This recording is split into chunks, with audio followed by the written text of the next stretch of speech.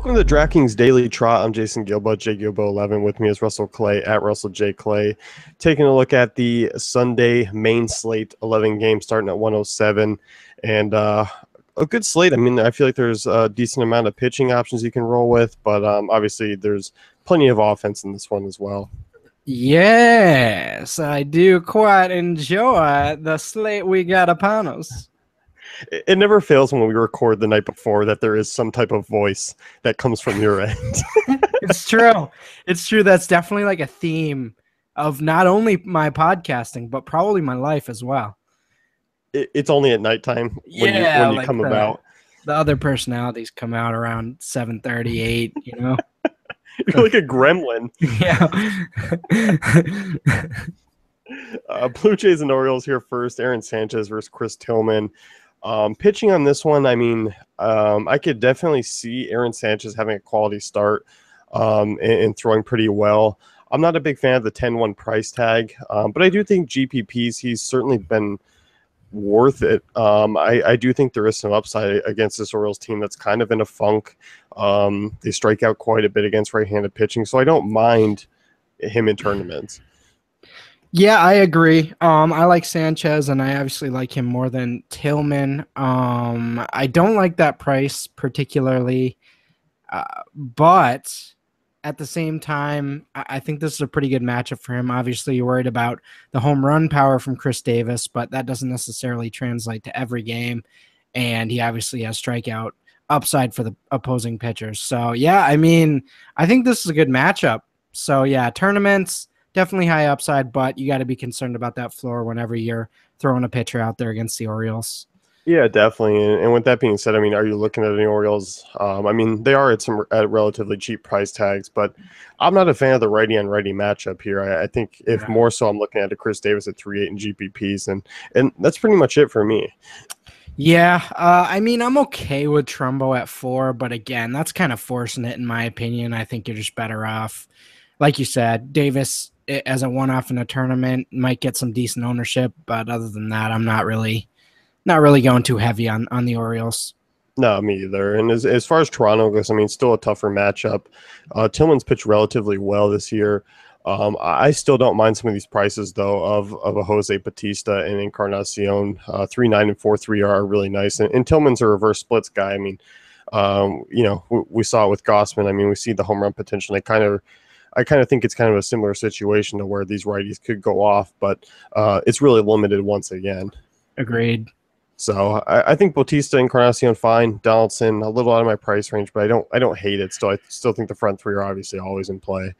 Well, what about Michael Saunders at 38 out of that group? That kind of seems to be the guy that's most reasonable with the decent splits. But overall, I don't think I'm not starting Tillman, but I also think it kind of neutralizes them a little bit. I do like Saunders, but overall, I think I'd rather go other directions. Yeah, I think so too, and I think it's where it's the point. I mean, where Tillman pushes them off of cash game playable into GPP territory. Yeah. I'm comfortable, obviously, with Blue Jays in tournaments, but cash not really with this kind of matchup. No, me either.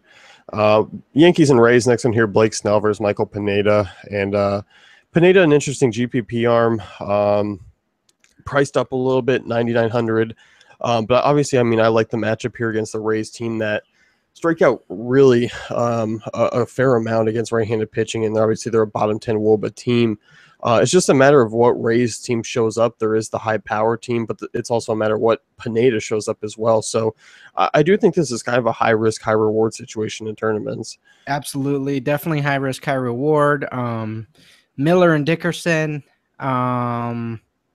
obviously in play against righties, but the rest of the lineup is usually bad against righties. So I'm okay with this for Pineda. That's definitely an overpay, but sometimes it's okay to overpay if you still think it's a good if he's going to put out a quality start, you know? Yeah, definitely. And I mean, as you mentioned, I mean, Miller and Dickerson have some advantage from the left side of the plate. I don't mind an Evan Longoria at 3.9. I mean, obviously, Pineda has been hit hard by righties going back to last year, and obviously there is some home run potential. So I don't mind Longoria, but like a Forsythe, I'm not really in on. A Pierce, anything else kind of diving deeper, I'm not really in. So I'm really, for me, the Rays are kind of limited to about 3 players today. Agreed. So, and as far as the Yankees go, I mean, I'm not really in love with them against Nah. lefties, even though they are cheap. Yeah, nah. I mean, you could maybe fool around with a Carlos Beltran, but other than that, I don't think that's really. You shouldn't get really all too serious with the Yankees. No, I think 11 games, you're big enough to kind of just, move on elsewhere. Yeah, for sure. A's and Indians here, Corey Kluber versus Sonny Gray. Corey Kluber, I mean, for me, definitely a playable arm, cash game, and GPPs. Going up against an A's team that bottom 5 in WOBA against righties. They don't strike out a ton, but obviously I don't really worry about strikeout rates for guys like Kluber, just because he always kind of gives you that high strikeout rate anyway, regardless of who he's going up against. So I'm fine with Kluber, big favorite there, minus 175. I don't mind the price tag either. Strikeout. Okay, strikeout rates are a good example of like, so in college football, normally like you kind of look at the defenses and where they rank with like pass yards given up a week and like rush yards given up a week. But like when Syracuse is going against LSU, Syracuse, okay, this happened last year. Syracuse was number 1 in rush D heading into that game. And it was just like, you kind of saw some people touting that and you're like, yeah, but that's going to be really bad for them. So it's kind of like that with aces as well. Yeah, teams don't normally strike out a lot, but I mean, it's Kluber. So nothing that happens in a normal start is going to happen against an ace, Right, and that's the thing. I mean, 12% swinging strike percentage, 25% K rate. So you like the matchup here against Oakland at home. You got to imagine that Cleveland gets some run support off Sonny Gray. Mm-hmm. I'm not in love with the Indians' prices on DraftKings here. I mean, it's always kind of the same thing. I feel like I don't mind Alani Chisenhall at 3.8. Other than that, I feel like a Kipnis at 5.2, Lindor 4.9 are relatively expensive for my taste. Right. Yeah. A little expensive. One of those slates where we just look at it and go, all right, that's too much, guys. Come on. But I mean, they are in play for one-off type of situations. Yeah, I think so too. I mean, one-offs I don't mind. I don't mind a Napoli or Santana, whichever direction you want to go with. Chisenhall definitely fine with me under 4K. He's always appropriately priced, and he's been just as consistent as the rest of them. Faux show. So, in A's, I mean, I don't think we need to talk about any real bats that have some potential here. Yeah, they, as you mentioned, they really struggle against righties to begin with. Usually we look at Reddick and Vaught in this type of situation, but not tonight. No, definitely not. Cardinals and Marlins, Andrew Cashner versus Carlos Martinez. And Carlos Martinez, I mean, obviously above average arm. He kind of gets lost for me in this slate. I'm not really the biggest fan. I kind of rather take a Pineda, rather take an Aaron Sanchez even to try and get a little bit more upside rather than Martinez on the road against the Marlins. Yeah, you mentioned D. Gordon a few days ago as like, now this Marlins team is looking kind of intimidating. They're intimidating. I mean, they got when they actually play everyone at the same time. Yeah. Okay. Yeah. Right. There's always someone sitting out recently. It seems like Yelik's either out or Ozuna's out. Like, freaking plug them all in and play the damn game. It's crazy. So, but what I mean is like when they literally plug them all in and maybe even throw Ichiro in there to lead off, that's a really good lineup. So I think that's just generally speaking. Obviously, Carlos Martinez is a good arm, but they're not someone I'm targeting, even against, even with good pitchers. Yeah, definitely. And I'm not really in on the Marlins lineup. It's just kind of a wash situation more than anything. Yeah. I'm definitely more inclined to taking Cardinals against Cashner, especially at those prices. I don't mind a Piscotty, Holiday, Adams all under 4K, and Diaz a little bit better priced here at 4.5 in consideration to his over 5 price tag from days before. Yeah, are you willing? Is it time to think about that guy named Greg Garcia leading off there at 3K? It's pretty cheap. He's 3K. If he's in, I might give him a look, given that there is actually priced up pitching on the slate, so I don't mind punting down. I'm gonna do my best to avoid it, but if he fits in, he'll fit in. That's fair. That's fair. So what you're saying is on that off chance, so if you did like 100 lineups, he might be in like 2 of them. That's what you're saying. Yeah, I mean, Yeah. 2 might be a little minimal. I mean, maybe 5. It's just one of those things where if he's the final piece to a lineup that I really like, okay, I'll toss him in. But I'm not starting him in with my lineup. I'm going to work, and if he's the last draw, I don't mind it. Makes sense. Rockies and Mets next here. Noah Syndergaard versus Chad Bettis, and Syndergaard for me, top option on the slate. There just doesn't seem to be any way around it. This Rockies offense away from Coors, bad, 23% strikeout rate, bottom 5 in WOBA. And Syndergaard, I mean, top strikeout rate on the slate, near 15% swing strike percentage. Easy call for me as a home favorite against the Rockies. Yeah, you have to love this. If you don't love this, then I don't know. I don't have any insult to necessarily give you, but like you're wrong. You're wrong if you don't like this. Yeah, no, I really like this. You're not playing any Rockies tonight. I don't see it. I don't see the range of outcomes where that works out for you, you know? Yeah, and so the viewers don't get confused. You do mean today because it is a day slate. It's the game's at 1:05. No, I mean tonight. The game's at 1:10. I'm moving to Australia. So that might be a morning. Maybe I should this morning. Maybe I should start switching up the formats, rotate them. Like one of them's this morning. Yeah, I really don't like the Rockies this morning. Yeah, it's 9:51. We're talking about a day slate. I'm totally sober, so that's just It's just anyway. Russ being Russ. Yeah. On the Mets side, our boy Neil Walker, 8 hits in the last 3 games, still 2,800. Not bad. I'm digging it. Yeah, I'm digging these prices, and I know Bettis is a reverse splits guy, but I mean he's not good against lefties either. I mean he's just kind of remotely average. So I don't mind the Granderson 3.5 price tag. Everyone's kind of value here. I mean even Cespedes at 4K. It'll be hard for me to get away from Cespedes at that price. I mean you want to talk about locking someone in right away. He's a guy I feel comfortable doing that with. Agreed. Yeah, cash game viable in my opinion. I think this is an interesting sort of group to at least think about. Maybe not stack, but definitely be in your thoughts while you're making lineups. And then if you have 4K at the end, definitely throw Cespedes in. If you have 2,800, maybe think about a Neil Walker. Yeah, and I don't know. I mean, if you plug in Syndergaard and another top arm, if you go Kluber, you can fit a Met stack in. Which is kind of intriguing in my opinion. So, I mean, I think if you are looking to pay up for pitching, maybe you want to throw in a stack and hope that it hits. Yeah, even Conforto at the end there, I don't mind against Bettis, Yeah, I mean, those are ridiculously low prices. I mean, obviously the Mets aren't the greatest offense in the world, but Chad Bettis is a subpar right-hander, and the Mets are capable of going off. We've seen it happen before. For sure. So I think they're a nice value, and I think for the price considered, their cash game viable, mixing and matching there. Sure. Houston and Detroit, and this one I'm intrigued with. Yeah. We've been kind of using Dallas Keuchel over the last stretch of starts for him. Yeah. At a similar price tag. Here, I think I'm kind of off of it. Obviously the Tigers aren't great against lefties, even though they have a ton of right-handed bats in their lineup, but I don't feel like Keuchel's going to come in and have a great start. He might not be bad, but I don't quite know if it's going to be worth it. Deeper tournament guy.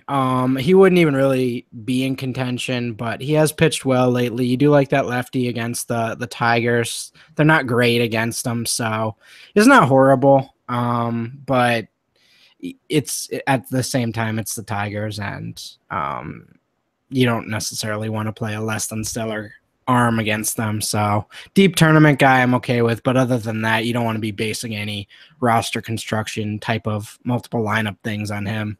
Right. And I think that's where, I mean, before it was like he was an okay cash game SP2. Now, not so much in this matchup. And it's just because that there is that potential for a blow up from all the Tigers right-handers, even though it always hasn't been there. They haven't been the most consistent against southpaws, but it's there. It looms for the possibility. Exactly. So, And obviously we start to get to the Astros here. This could be a problem for Mike Pelfrey. oh, it could be a very big problem. I mean, Pelfrey's pretty bad against both sides of the plate, so those righties are a-okay with me. Obviously, they're more expensive than normal, but that's because they have a great matchup. So that stack's in play. If you want to fade the top pitchers and do that, I'm totally cool with that. Probably not a cash game move, but in tournaments, that's definitely a viable move. Yeah, I definitely think so. Stack more GPP. I don't mind a cash one-off from the three big names there, like an Altuve, Correa, or Springer. Yeah. Kind of tough to do when you are paying up for a Syndergaard or a Kluber, but obviously I don't hate it. I mean, Vegas projects him for over 5 runs. You got to like that. Tigers bats. I mean, Ian Kinsler is obviously intriguing at 4-5. I think he's an intriguing tournament option. I'm looking more so at the Keiko Tigers matchup just in GPPs than cash. Yeah, agreed. There's nothing cash gamey about that. I just don't see it. Obviously you're okay with Cabrera. Obviously you're okay with Kinsler. Those are probably the 2 safest guys I'm thinking from that lineup. But other than that, I'm not really too in on that lineup, honestly. No, me either. Braves and Phillies next. Casey Kelly versus Gerard Eichhoff. Braves lefties certainly in play for me, given their prices. I mean, Peterson, a guy you were on for Saturday slate, did well. Yeah, baby. A nice value piece there. I mean, 3,100 yet again against Eichhoff, and Eichhoff's a guy who struggles with lefties. 340 WOBA out since last season, 1.27 home runs per 9. Freddie Freeman 4-4, nice mid-range price tag for him. Will Matt Kemp be off the airplane? I don't know. I don't think he'll be there. I would assume that he probably takes another day off and comes in next week. But yeah, I mean, if you're news, you're lacking on the news. Matt Kemp traded to the Braves. And we were talking, it's basically, hey, now you can play any handedness against the Padres and they'll suck. So, but you know what this means? Our boy Shrimpy, he's moving into the superstar role. Yeah, I mean, he's going to be cleanup. I mean, he's going to faces on billboards out there. Oh, yeah. I mean, he's going to bat like 215 for the rest of the season and still be on the billboards. They'll be like, whoops, send him back to AAA, but he's the face of our franchise now. They're going to call him Shrimp Money. That's going to be his nickname. Yeah, overall, I mean, I don't think you're necessarily targeting Eichhoff with these Braves, but yeah, you like Freddie Freeman, kind of the normal deal. Jace Peterson, 31, okay. But overall, yeah, Yeah, it's pretty meh. And as far as the Philly side goes, Odubel Herrera continuously overpriced for me. It's just gotten to the point where, as much as I liked playing him in the past, that's come to a complete halt where I'm not paying really those price tags anymore. Yeah, agreed. How about Aaron Arthur, Andre Ethier's cousin? You like to make these name comparisons that are remotely close to each other. That one's kind of good. I don't mind him in tournaments. I mean, great kind of cheap option with some power. And obviously Casey Kelly, not the strongest right-hander. So I really don't mind him. I don't mind him Maikel Franco at 3.9 either. And I gotta look how he looks. If they look similar. Okay. All right. Okay. So I'll talk about the rest of the Phillies that they don't really look alike at all. Well, I mean, cousins don't always have to look alike, Russ. That's true. You're right. Okay. So it's still in play. We'll have to talk to him about it. Okay. I'll shoot him a DM on Twitter and just hit him up. Yeah. Let me know. Anyone else for the Phillies you're looking at, or is it just kind of the usual? Yeah, kind of the usual. I mean, you don't like these prices being up there for a Phillies team that's kind of struggled overall this year. But I mean, if you want to take a one-off with Maikel Franco or Tommy Joseph, I'm okay with that. Yeah, I am too. Pirates and Brewers next year, Francisco Liriano, just 6,800. Intriguing GPP option for me. I mean, going up against a Brewers team that Lucroy sat out again. I think he's on the verge of being traded. I mean, we're kind of waiting. Ryan Braun sat out again, so it's not a good lineup. I mean, it's truly an awful lineup without those two. Yeah, it's bad. So most of the time you worry about that whip with Liriano and all those walks, but I think this is one where I think you might just have to do it in a tournament or two. Pretty good matchup. And as you mentioned, I mean, when you take the top two bats out of anyone's lineup, it kind of makes it look bad. This is just enhanced even more because it's the Brewers. So yeah, definitely like that. Yeah, definitely. I mean, a lot of upside. I mean, still a strong strikeout rate for the Brewers against lefties, even though they have all those right-handed bats. But given the fact that you take two of their best ones out, definitely intriguing. My only worry, obviously, is just because it's in Miller Park. Logano's been bad away from home, so obviously it's just a GPP only play. Yes, for sure. In Brewers bets, I mean, Hernan Perez, I mean, Jonathan Villar, I mean, you take Braun and Lucroy out. I mean, that's kind of where you tread down to if you did want to make some noise with Milwaukee. Yeah, but No. yeah. I mean, I get it. It could be done. I'm not gonna do it though. No, I don't think so either. As far as the Pirates go, I mean, nice matchup for them against Matt Garza. Garza, I mean, pretty bad against both sides of the plate. 369 WOBA to lefties, 1.38 home runs per nine. Righties, 352 WOBA. So you can really kind of pick your spots here. I'm just not really in love with the prices, but I definitely do like the matchup. Okay, so in Garza's last 12 starts, he has 10 that are under 10 DK points. So you're saying that he's a viable cash option? I'm saying he's been really bad for quite a while here. Obviously that heads into last season a little bit, but point remains. You're kind of targeting Pirates once again. You kind of liked them yesterday, or I did. I think you were with me on that. But I mean, John Jaso once again, 3,100, way cheaper than the rest of the options there. So I definitely like that. And I think you can make a stack there, at least with Jaso, Polanco, and McCutchen. Yeah, I think so too. And obviously, I mean, you kind of dropped off after just because of the 5.5 price tag for Starling Marte. I mean, that gets up there. Yeah, I really like the Pirates. Yeah. I mean, as far as one-offs go, I don't mind them. I'm going to be economical about it and not jam them into my lineups. No. But I do like the matchup. I do like the park factors. I think there's definitely some strong upside there. Mm-hmm. And Jung Ho Kang's kind of just the guy chilling there that I'm like, yeah, okay. You can come along. You can come along as a deep tournament guy. Good spot. I mean, the price is a little higher than I like, but yeah, that seems to be the case now with the Pirates. Right. So, White Sox and Twins next. Irvin Santana versus Carlos Rodon. For me, this game could go kind of either way. You could see some offense, and you could see maybe a 2-1 ball game. And I think I'm actually leaning more towards seeing a low-scoring game here. Yes, but we got to worry about our buddy Justin Morneau. He's starting to bully people again. He took a few days off, and then he came back to school. He's like, "Hey, listen, I'm back now." And then he like shoved a nerd in the locker, and you're like, "Oh my god, just stop!"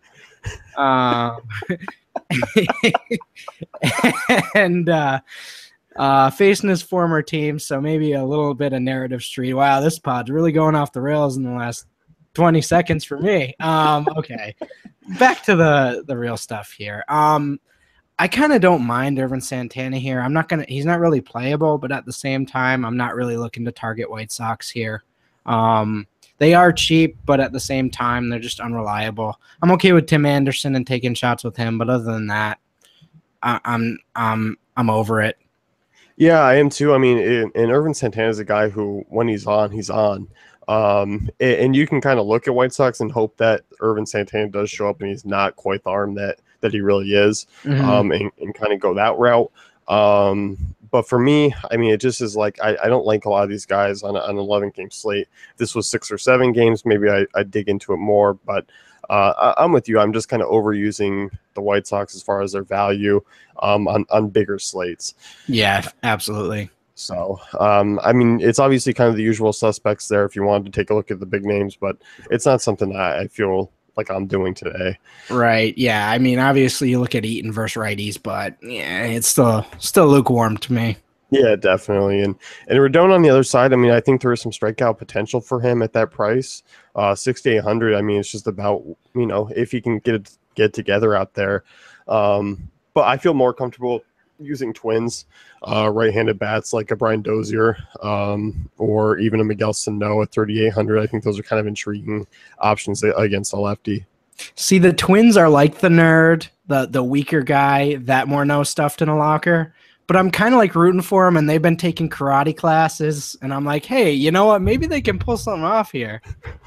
I just wanted to make that. They're using a analogy. punching bag like in their garage, like it's 9:30. The mom yells, time for bed, but like he's training, so he doesn't quite go yet. With Morneau's like school picture on there, he's like punching it, and then he took like 3 classes of karate or probably taekwondo, and then he like gave up, but he's like, but I got this training now.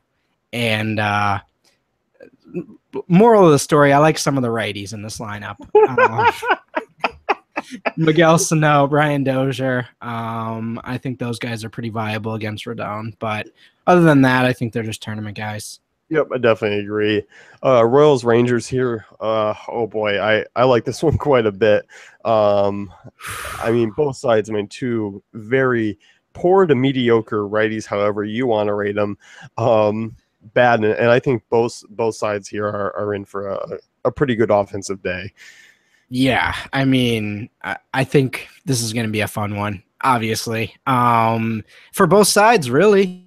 I'm just mesmerized by all the options right now. Profar, Mazzara, Desmond, Beltre, Odor. I mean, they're all in play for me. I don't know that we quite want to dive down into the lower guys in the lineup. I don't really get the Mitch Moreland at 4,600 type of price, but at the same time, I mean, these guys are all cash game playable for me.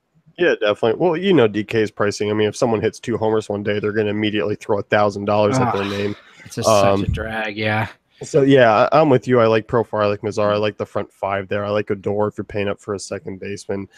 Going back to last year, Dylan G, 384 WOBA to lefties. That's not a good number going up against this Texas offense where 3 of the first 5 are left-handers. And G's not even a strong arm against righties either. I will say DK gave us Profar and Mazzara the last 2 days, so I can't complain too much, Yeah, I mean, at least they were reasonable. Yeah, here, I mean, they're bumped up a little bit against G. Understandable. Royals, though. Royals are a nice value against Harrell, who I think Harrell's going to struggle tremendously in Texas. I mean, he pitched okay at times in Atlanta over a couple starts, but the different ballpark coming to the AL. I mean, he's always been kind of an average arm anyway. So, I mean, really, give me a Lorenzo Cain at 4K, a Hosmer at 37. I mean, Perez at 37. I like the Royals stars here. Yeah, Hosmer and Cash, I think, for me. You really like that, and I think he can fit in with some pretty solid pay-up options at pitching. So I think you definitely have to like that. As you mentioned, quite a few guys in this lineup as well. Even a guy like Alcides Escobar, I'm okay with that. I really like this Royals top of the lineup. Yep, I definitely do too. I think this one really on both sides is going to be a hotbed for fantasy points. Mm-hmm. Next one here, you got the Red Sox and Angels, Tyler Skaggs for Stephen Wright. And for me, I'm actually not that intrigued with this game. I mean, overall, I'm usually kind of a fan of the Sox offense, but obviously, I mean, I like Hanley at 4-4 going up against the lefty. I still like Bogarts, but I'm not crazy in love with this game. I wonder where Tyler Skaggs is from, like originally, like high school wise, like Ohio, Iowa, somewhere around there. Because I can imagine if he keeps going on this pace, imagine, okay, let's say 2 months from now, he hasn't allowed an earned run in like 15 starts, right? And what would the caption be after he throws a perfect game? Getting Skaggy with it. That's not good. That was really bad. But I wanted to say, yeah, Will Smith reference, yeah.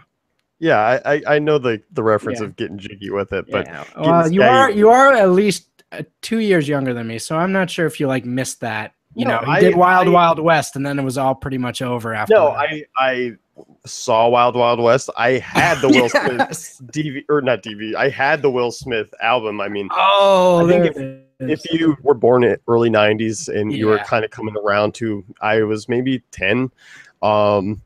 You went to Best Buy and probably bought that album because you watch Fresh Prince and you come around to that, and just the two of us. He was a big hit. He was a big deal to us kids back in the day. Yeah, I mean, now not so much. I mean, No. He's kind of fallen off. Yeah. So As I said, Wild Wild West, and then it was all over. yeah, definitely. So back to baseball, last game here. Oh, yeah, baseball. I'm not looking at really at this game whatsoever outside of Hanley and Bogarts. I'm not in on the Angels against Wright. I'm not using Wright at his price, but it's just kind of a wash for me, and I'll take some of the right-handers for the Sox. But it's about it. I mean, it's kind of mediocre game. Yeah, I mean, I was joking about Skaggs, obviously, but he's been pitching really well against some good offenses. I mean, uh, 5 innings, 0 earned against the Orioles. Obviously, only gave up 1 against the Tigers, and then shut out a Royals team in his last start. So he's been pitching really well. Obviously, the Red Sox are an issue, so he's not really in play, but super cheap. A guy to kind of keep me away from the Red Sox, I think.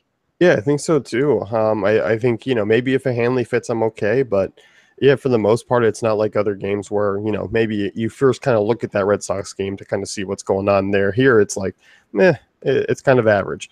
And it's not like Mookie Betts is 3,500 and I'm fading him, he's 51. So it's, it's the classic Red Sox. Well, obviously they're in play, but You look at it's the overvalued. matchup. You look at the matchup, and when it is kind of an iffy one, Yeah. at those when the prices are combined with that, it's just kind of like, okay, I'll pass today. I can take a day off. Right. That's going to wrap things up here with the DraftKings breakdown / Will Smith throwback pod, whatever you want to call it. Be sure to check out DaveFantasyCafe.com for all the great tools and content.